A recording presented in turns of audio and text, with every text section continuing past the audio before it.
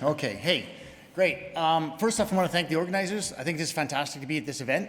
For our inaugural event, getting into this community around oracles and smart contracts, I think it's a fantastic moment. Reminds me of almost 2 decades ago when we were first talking about Web 1 and what we're going to do with some secure socket layer, how we're going to build digital banks.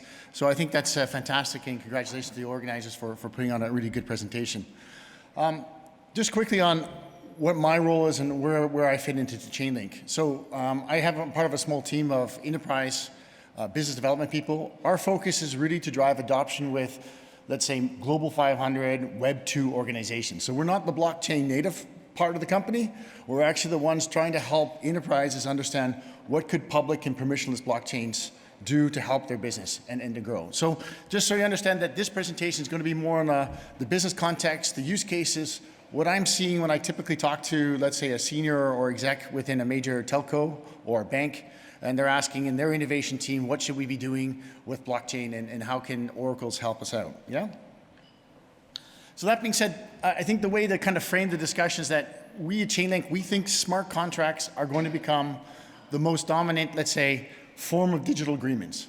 And if you think about where you extract value out of the whole blockchain business, yes, there's been a lot of speculation around coins and tokens. Yes, there's a lot of hype and a lot of excitement around NFTs. But ultimately, if you start thinking about digital agreements and the IP around a digital agreement, we think that that's where this will become the most dominant form of way enterprises will start adopting, let's say, Oracle and smart contract technology. That being said, these 3 pillars of digital assets around ownership, tokenization around storing value, and then looking at digital agreements, which you can think of as really digital IP, these 3 pillars are all going to come together over the next, let's say, 24 to 36 months.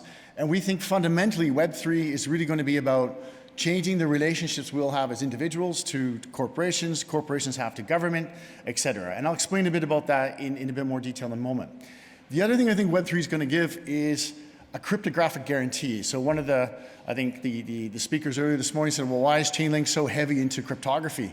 Because we actually do think that is the differentiator. And you think of a value prop, if you had everything all equal with a Web 2 technology and you had a Web 3 technology, but having a cryptographic truth assigned to the exact same technology is a differentiator and a far superior value prop than what we see currently today. So that being said, every company, I think, needs a sort of a North Star. And for Chainlink, it's cryptographic truth is going to be the basis of reliable agreements. And I think we talked a little bit about weak paper guarantees.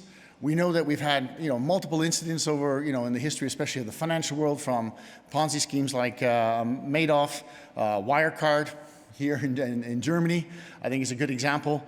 And then Enron, and the list goes on and on. And then more recently, probably Robinhood is a great example where I think a lot of retail investors thought what they could do with the Robinhood app ended up not being quite what they could do, and the goalposts kind of shifted on them during the GameStop, let's say, situation last year. So what we're trying to do at Chainlink here is think of a way to, when we design our products, when we design our services, are we working towards something that's deterministic? Are we working something that shares, let's say, a definitive truth, right? And as you look at the graph here, in a really simple way, Web 2, I think depending on the institution, many banks, they have good brands, they can be trusted, but depending on your degree of, let's say, risk, it's still a paper guarantee. Your mortgage, your bank account, your insurance policy, all these things in our lives are still, at the end of the day, based on paper. And you always hear the expression, hey, did you read the fine print, right? And so I think in this respect, where we can use math and physics, we can actually eliminate the fine print and come to a deterministic outcome. And we see that already with some of the trust minimized applications the CeFi world's building. We see that also with hybrid smart contracts that many of you are actually building out there, especially the DeFi. DeFi as a use case itself has been super successful, and I think that's what's driving a lot of awareness right now, especially amongst major corporations saying, okay, wait a second, we've had blockchains for the last couple of years. Most of them have been, let's say, private and permissioned. Maybe it was for a very specific use case, but these public permissionless blockchains, there's something different here. And they have an ability to scale, which, hey, we need to stay on let's say, the forward edge of the innovation curve. So that's where we're coming from in the sense of when we design. We do think Web 3.0 will eventually get there on the speed, the reliability, the security of what everyone enjoys today currently in their, let's say, the current technology stack. The difference will be the cryptographic truth in the sense of the differentiator. Now, we talked about oracles, we talked about how they connect through APIs, we talked about different data sets. If you think big and we think about where this is all leading towards, yes, the DeFi use case has been a fantastic reference use case to kick this off. But if you start thinking bigger and you start looking at things like asset management, you start thinking about big issues like carbon, how are we going to solve the carbon crisis? You know, can we tokenize carbon credits? There's a lot of other, let's say, use cases out there which all of a sudden people are saying, hey, that's pretty interesting, that's compelling, that might be my future business. The other aspect I think is payment rails, for instance, right? So working with, you know, if you look at CBDCs, if we see CBDCs coming down the pipe, you know, the question to me or ask is like, what rail is it going to run on, right? But it's going to have to connect to a blockchain or something in some form. How that is, I don't know yet. I don't think Sergey or many of the people of Chainlink understand maybe the full implication of where it's all going to go. But the point is, conceptually, we can see this all interoperating through hybrid smart contracts. So the way we look at it is we think the economy is really going to be a smart contract economy. Of course, you need oracles to be a very fundamental piece of that blockchain infrastructure to drive these to drive these smart contracts. You're going to need data to trigger the events to make this work. And with this, I think that, you know, if you look at things like MetaMask and the current, you know, dApps that are out there, most of those are in some form or another a very simple contract, which are calling back to a piece of data or calling back to even another oracle. And so the way we see it evolving over, let's say, the next 2 to 3 years is that high quality data will become much more important to the business case for most enterprises. Highly responsiveness in the sense of, you know, generating the outcome of the event, and quality guarantee. So the way you set up the infrastructure and the design, the architecture is going to be critical to ensuring that you get a cryptographic guarantee. So that the users, we talk about trust, that's how trust will be built, by that reliability, by that speed, and by that sort of cryptographic guarantee. So we form this in the sort of the smart contract economy. And then if you think about what's out there, most enterprises today coming from a centralized organization model. Most enterprises, major corporations, all have massive petaflops of data sitting in data lakes. Most of that has been used for an AI use case of some sort. So I think one of our goals also as a community is to also think about, okay, not only just designing these oracles and how we connect them and how we create value, but also how do we get people to organize the data so that the oracles become even more valuable for the different smart contracts. Oh, we'll go back one. Sorry. And to put things in perspective, we've had a lot of great success with DeFi. I think Chainlink has built its reputation, especially on the price and data feeds. You can see that, you know, a number of the presenters here all have a relationship with Chainlink, and that's great to see. But in keeping the perspective, the DeFi world, depending on where the crypto is at the given moment, is basically about a $200 billion industry. If you look at cryptocurrency, CeFi, and everything else, we're talking maybe 2 trillion, depending on where we are on the week. But the point here is that when you talk to a traditional bank, like a Goldman Sachs or a JP Morgan, they think of their derivatives business. And the derivatives business is quadrillions in size. The derivatives business is also driven by contracts. And this is where I think the huge business opportunity is, not in the sense of just doing the design of the oracle, but the ability to actually apply some of these DeFi principles to these much larger industries. And all I'm showing up here is just a visual representation of effectively the financial services and insurance industry. I'm not talking about energy, I'm not talking about pharmaceuticals, I'm not talking about the transport, logistics industry. I mean, this is potentially a massive game changer of where smart contracts and oracles can be used. Really quickly on Chainlink and understanding like why we, you know, where we're focusing on, where we're developing, what a bit of the future is getting to. We basically have 3 kind of subsets of core design engineering which we're focusing on. One is in highly validated data. I think most of you know Chainlink or have met Chainlink in a way where, you know, our price feeds, data feeds, and working with the oracles, that's gained the reputation. That will continue. I think with highly validated data, you saw the challenge with the ether risk, trying to get real raw data on the earlier presentation. That's something we're going to continue to do. How do we find carbon data? How do we find weather data? How do we find sports data? That is going to be one of our big challenges in making sure we bring highly validated on-chain.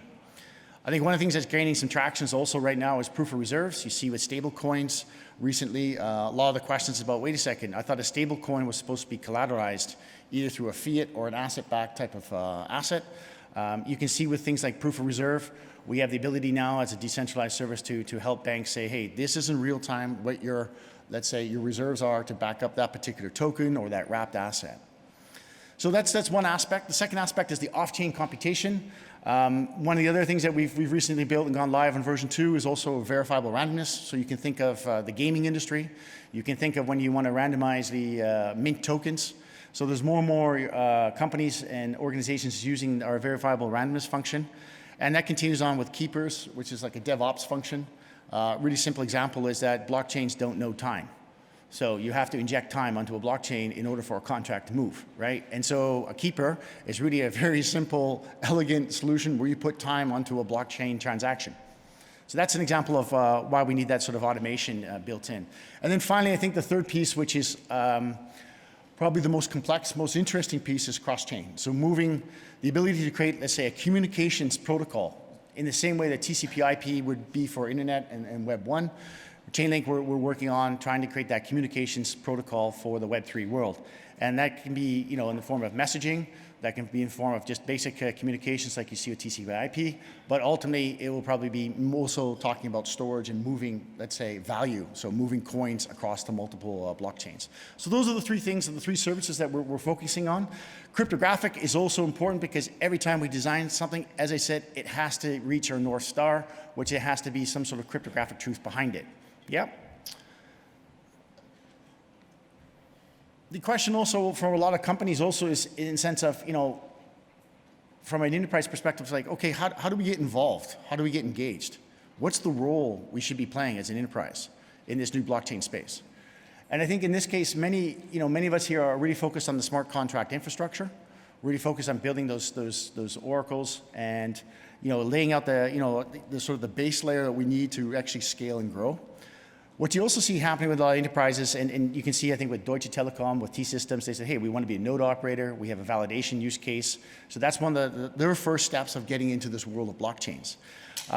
You can see also companies now saying, well, wait a second, I have this data lake. I have this massive amount of data. You can think of an insurer here in Germany. They have probably 60% of all collateralized debt in Germany. And then you just ask the question, okay, what could I do instead of holding in my data lake and trying to use AI to figure out what, maybe some insights? What happens if I put all that data on chain?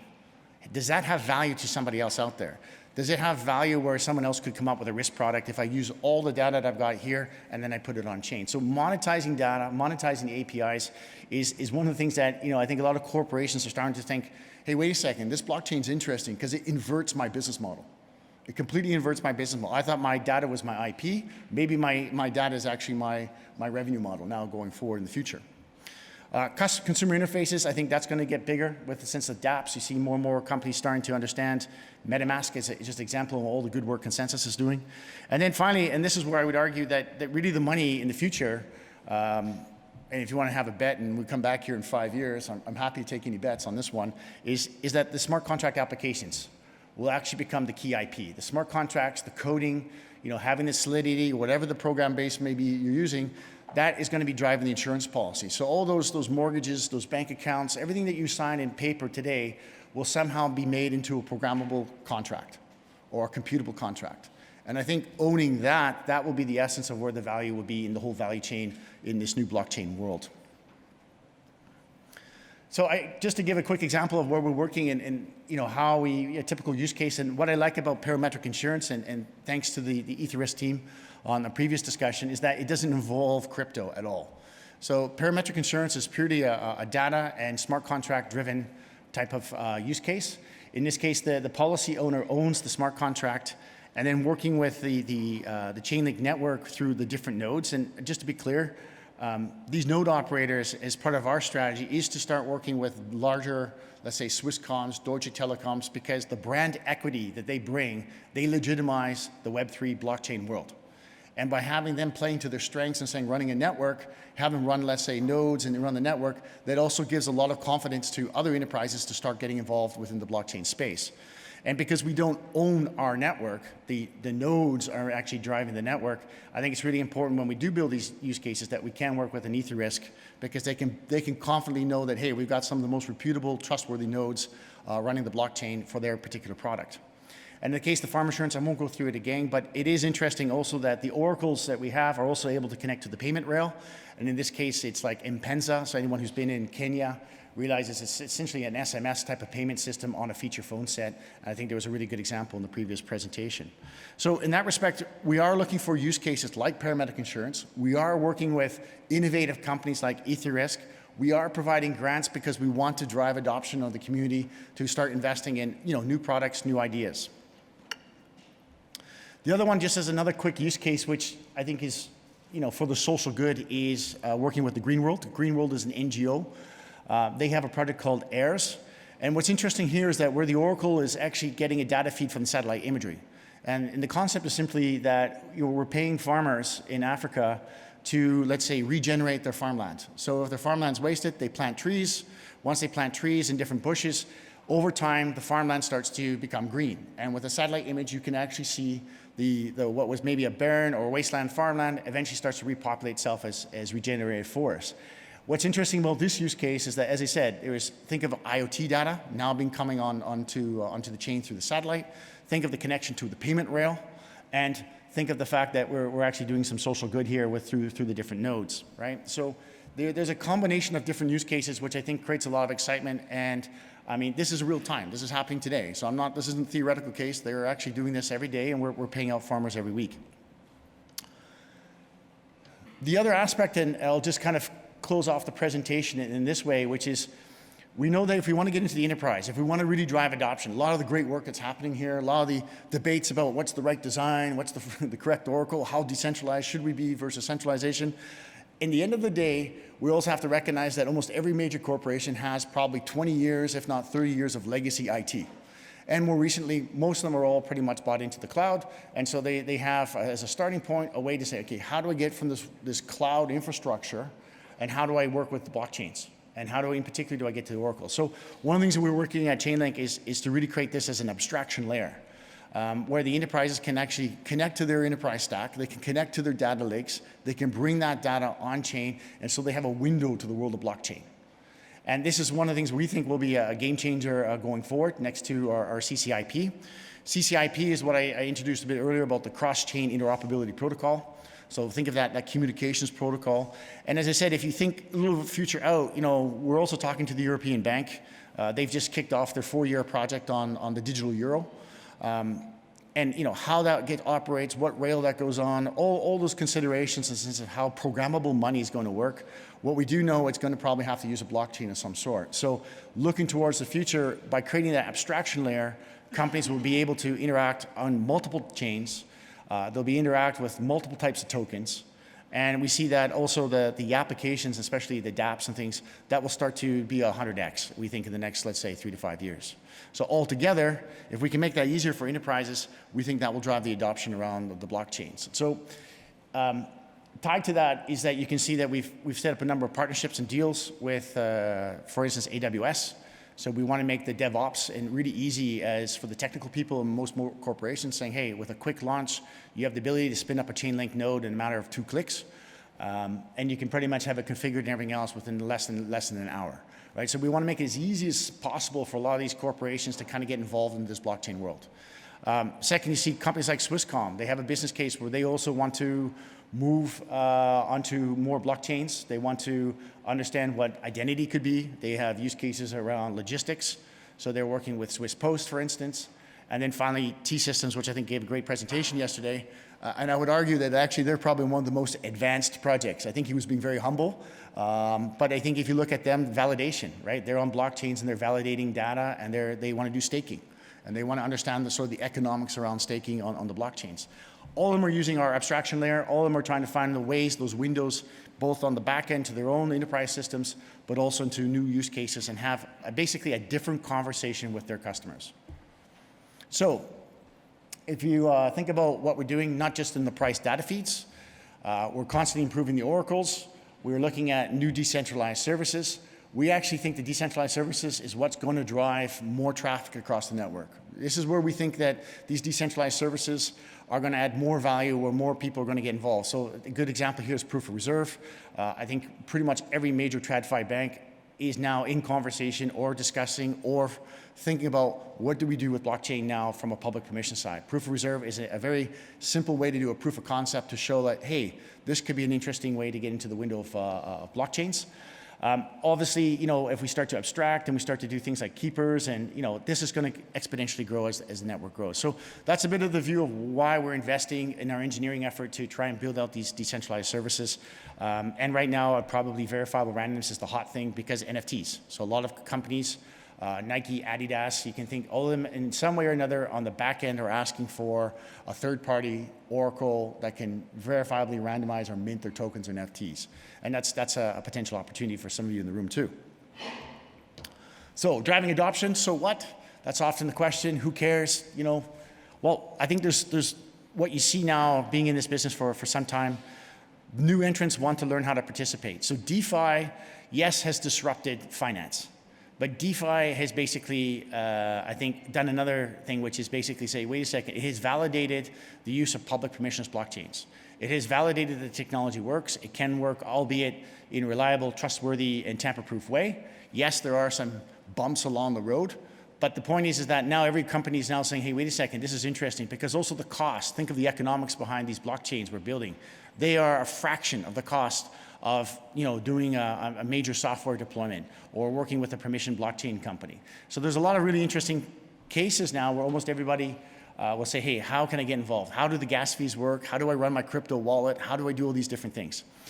The other thing I think which is important, depending on which debate of which layer one and who you want to go with, I think it's pretty safe to say right now that let's say the ability to scale is now creating an inflection point because there's so much good work, there's so much speed happening on the innovation of public blockchains right now that everyone realizes that's probably where I need to make the bet.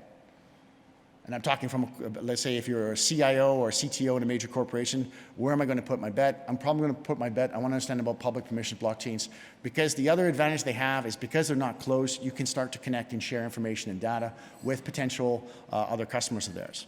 The low threshold is pretty easy. If you want to get in, I mean, I've talked to many of you at the drinks last night. Many of you are node operators. Many of you got your infrastructure. I mean, as you know, it doesn't take much to get involved into this world. You have to have a bit of technical expertise. You have a little bit of money, but you don't have to spend $1 million to do a proof of concept with this, with let's say a blockchain type of project. And finally, I think the other thing that's interesting is that people realize that you can get immediate earnings, and actually this is the kickoff point for something bigger, right? So all the corporations that we were talking to right now, and all three of them are there, and they all have a different reason to get involved. So AP, I think, is also presenting at the conference today. Using news events to trigger smart contracts, right? Something happens, a calamity happens or whatever, then your smart contract gets triggered. So they've got data, which we think of them as providing news, but actually their news is a data which could be fundamental to triggering smart contracts. Obviously, we talk about T-systems and staking, so I think they're really advanced in understanding how does the crypto wallet work, how do you evaluate crypto on the balance sheet, what do we need, and I think he gave a great example yesterday about, hey, I have to phone up the CFO for 200,000 euro because I got to buy some Ethereum to get the gas. So that's all part of the learning aspects of it.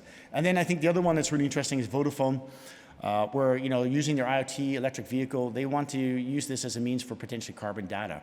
Right? So they're thinking out of the box. So the only thing that's missing right now in our industry is creativity. Right? I mean, creativity in the sense of what is the ultimate use case that will drive someone to say, okay, there we go. There's the multi-million-dollar or there's the next billion-dollar business. Yeah? So that's to wrap it up. Chainlink, what we're doing and how we want to keep helping the community and help driving the adoption of all the good work we're doing here. One is through decentralized services. We do think the smart contracts is ultimately going to be the thing that's going to reinvent these industries. I think EtherRisk is a good example of how they're showing that today. Creating the abstraction layer for the cryptographic truth. And then finally, ultimately, if you think about, our sort of big, hairy, audacious goal, yes, we want to become the most widely used oracle or network of oracles, depending how you want to look at us. We're a reliable source of truth. That people know that, hey, if I want to have an oracle, I want my contract to work, I can get it, tamper-proof, secure, that kind of stuff. Hey, you think about Chainlink. And because of that, and I think that those starting points, we're really humbled now because I think in the last year, 2 years, we have over 1,000 projects all working with us in different forms. And that ranges from, let's say, the Deutsche Telecoms, right to let's say, the 2-3 person guys and girls who are coming with the next, privacy-preserving technology that's going to help us on the blockchain. So that's been really good, and it continues to go. Even though we have turbulence, I think, on the stable coins and what you see, you can still, the way we're pushing forward right now with Chainlink and the whole ecosystem is pretty amazing. So it's fantastic to see. So that will wrap it up there. And as I said, we want to build a world powered by truth. And I hope you realize that's not just a marketing message, but we're actually doing it today with many of you. So thank you.